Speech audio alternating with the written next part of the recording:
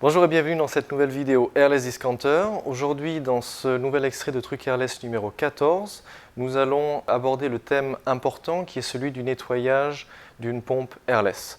Comme vous le savez déjà, sur les nouveaux modèles de pompes Airless, notamment Graco, vous avez une option maintenant qui s'appelle le Fast Flush et qui va vous permettre donc, après votre projet, de nettoyer efficacement et rapidement votre pompe.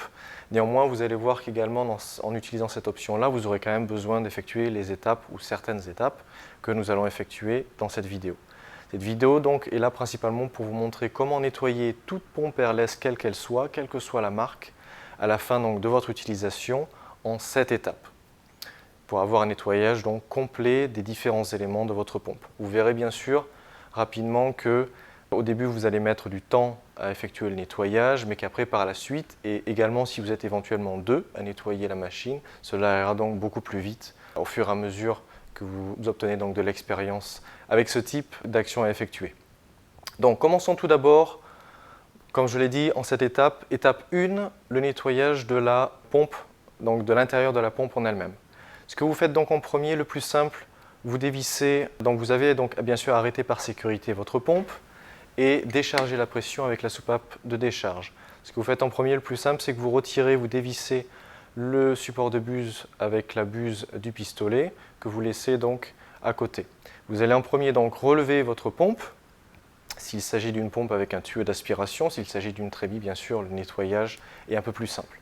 Donc prenons l'exemple de celui avec le tuyau d'aspiration comme vous le voyez sur ces images-ci. Vous basculez votre pompe vers l'arrière, toujours avec votre seau de peinture dessous. Et la première étape, c'est donc de retirer rapidement à la main, de récupérer le plus de matériaux possible qui est encore dans la pompe. Donc, avec une brosse, vous récupérez ce qu'il y a déjà sur le tuyau d'aspiration. Ensuite, une fois que ça c'est fait, vous équipez de deux seaux. Un seau avec de l'eau sale et un seau avec de l'eau claire. Vous placez rapidement votre seau de peinture juste sur le côté du tuyau d'aspiration et le seau d'eau sale, vous le placez cette fois-ci donc à la place du seau de peinture sous le tuyau d'aspiration. Vous rebasculez votre machine donc à l'intérieur du seau avec l'eau sale. Et donc ce que vous allez effectuer maintenant, c'est un nettoyage comme Mathias le fait sur ces images rapides du tuyau. Et ensuite donc rallumer votre pompe en premier. Laissez la soupape donc toujours sur le tuyau de retour, donc en décharge, de sorte à ce que le produit, que l'eau sale puisse circuler à l'intérieur de la pompe uniquement et donc revenir par le tuyau de retour. Ce tuyau de retour, vous le mettez dans le seau avec le reste de peinture. Puisque ce que l'on a dit, c'est qu'on veut récupérer quand même un maximum de peinture avant de tout jeter. Donc, vous rallumez votre pompe, la soupape de décharge est normalement toujours vers le bas, vers le tuyau de retour, et vous commencez doucement à augmenter le niveau de pression avec le régulateur. Le produit qui est contenu dans la pompe commence donc à revenir vers le tuyau de retour et dans le seau de peinture. Vous allez voir que très rapidement le produit va se liquidifier donc jusqu'à ce que ça devienne de l'eau blanche pour ainsi dire, ou de l'eau colorée en fonction du matériau qui a été utilisé. Une fois que c'est le cas, vous redescendez la pression à 0, vous gardez le setting tel qu'il est avec votre seau d'eau sale et cette fois-ci vous donc basculez uniquement la soupape de décharge vers le tuyau du pistolet et donc c'est là où on passe à l'étape 2. Donc ce que l'on va faire maintenant, c'est étape 2, le nettoyage du flexible et du pistolet. Petite astuce, lorsque vous allez donc réeffectuer la même étape qu'avec le tuyau de retour, si vous n'appuyez pas en premier sur la gâchette du pistolet, vous allez voir que la pression va se condenser à l'intérieur et que tout va sortir et splasher d'un coup. Donc petite astuce, vous restez en premier appuyé sur le pistolet, sur la gâchette du pistolet, de sorte à ce qu'il n'y ait pas de pression qui soit contenue à l'intérieur du flexible. Et vous commencez donc de nouveau doucement à réaugmenter la pression. Une fois que vous avez récupéré un maximum de matériaux et que ça devient liquide, c'est là où on s'arrête et que l'on peut passer maintenant à la troisième étape. Donc étape 3, rincer complètement la pompe, le flexible et le pistolet. Ce que l'on fait maintenant, c'est que nous avions donc un troisième seau que l'on va maintenant utiliser. Vous allez pouvoir donc ranger votre seau de peinture avec l'intégralité du matériau que vous avez pu récupérer au mieux de la pompe. Placez cette fois-ci votre seau d'eau sale sur la gauche du tuyau d'aspiration et le seau d'eau claire, cette fois-ci, sous le tuyau d'aspiration. Donc vous replongez la pompe dans le nouveau seau avec l'eau claire et vous recommencez tout simplement les mêmes étapes avec en premier la soupape de décharge vers le bas pour le tuyau de retour, nettoyage de la pompe. Vous faites ça pendant au moins une bonne minute et ensuite vous passez comme l'étape 2, donc soupape de décharge vers la droite, vous réaugmentez doucement la pression et vous en faites de même avec le pistolet. Si vous commencez à prendre l'habitude d'effectuer donc le nettoyage de ce type de pompe avec tuyau d'aspiration en airless, vous allez voir également que vous allez pouvoir éventuellement nettoyer les accessoires en même temps que la machine donc se nettoie elle-même. Une fois que cela est effectué, donc nous allons nous concentrer sur les accessoires. Donc étape 4, c'est le nettoyage du filtre primaire. Maintenant, vous allez mettre donc votre pistolet de côté, la pression est à 0, la soupape de décharge donc a déchargé la pression qui était contenue à l'intérieur de la pompe.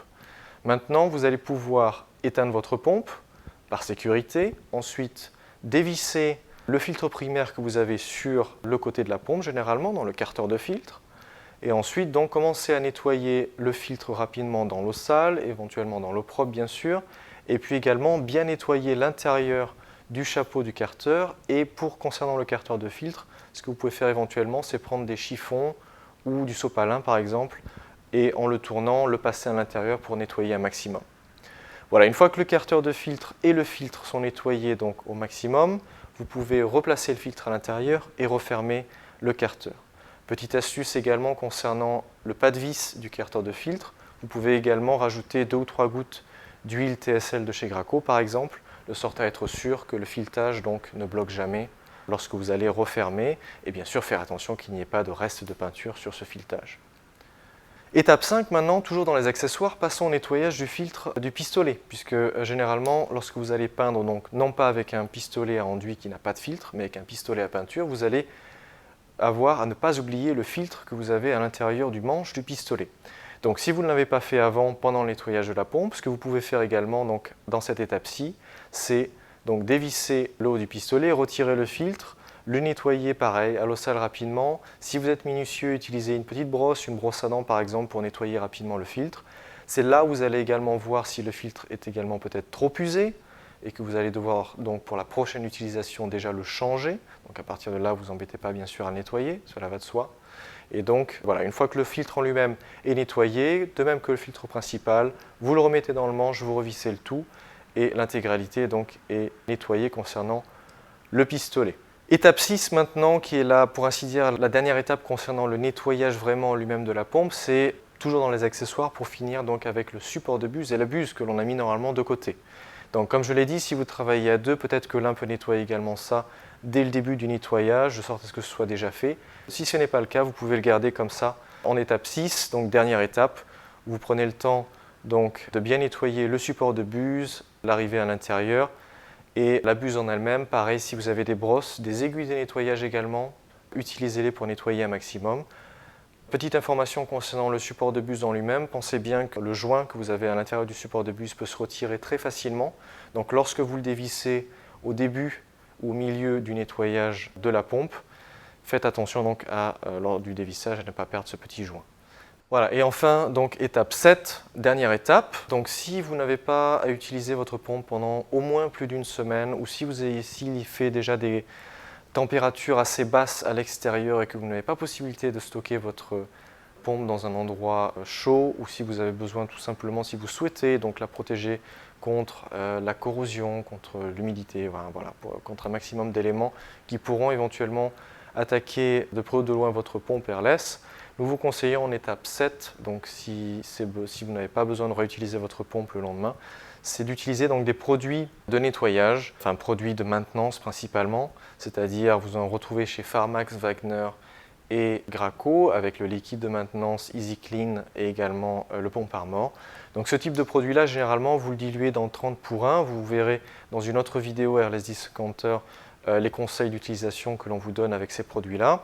Donc l'idée, c'est tout simplement, vous utilisez cette fois-ci de nouveau un seau d'eau claire, vous diluez le produit à l'intérieur et vous le faites circuler donc après que la pompe soit bien nettoyée à l'intérieur de celle-ci, de sorte à garder ensuite le produit à l'intérieur. Vous allez bien sûr décharger à un moment donné votre pompe, mais ensuite rebloquer la soupape de sorte à ce que le liquide reste à l'intérieur de la pompe.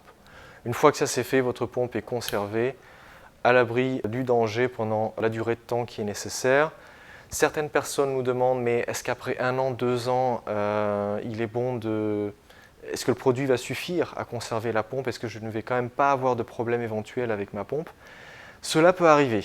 Ce n'est pas sûr que vous puissiez conserver complètement, parfaitement votre pompe pendant une durée d'1 an ou plus. Ce qui est plutôt recommandé si possible, c'est comme une voiture. C'est-à-dire si vous ne l'utilisez pas, il y a quand même des risques qu'elle s'abîme. Donc l'idéal, ça serait éventuellement tous les, on va dire, 3 mois à au moins tous les 6 mois, la faire fonctionner rapidement, juste avec de l'eau.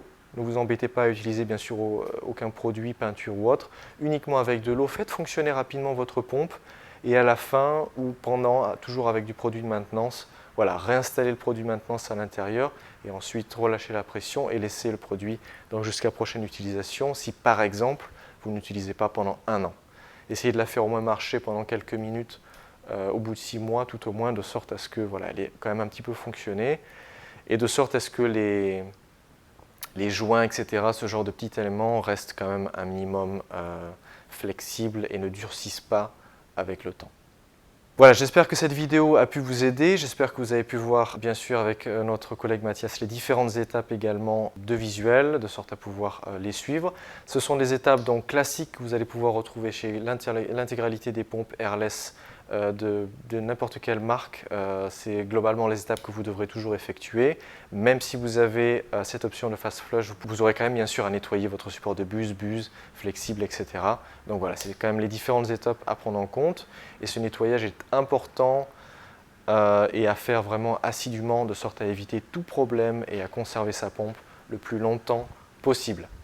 Merci de nous suivre dans cette série de vidéos. Si vous avez d'autres questions ou que vous n'êtes pas sûr par rapport à certaines étapes, éventuellement même, si certains éléments n'ont peut-être pas été assez clairs dans cette vidéo, n'hésitez pas à nous le faire savoir dans les commentaires, à nous envoyer un email, nous poser vos questions par WhatsApp, par Messenger. Voilà, nous vous répondrons bien sûr au plus vite. Et quant à moi, je vous dis à très vite sur Airless Discounter.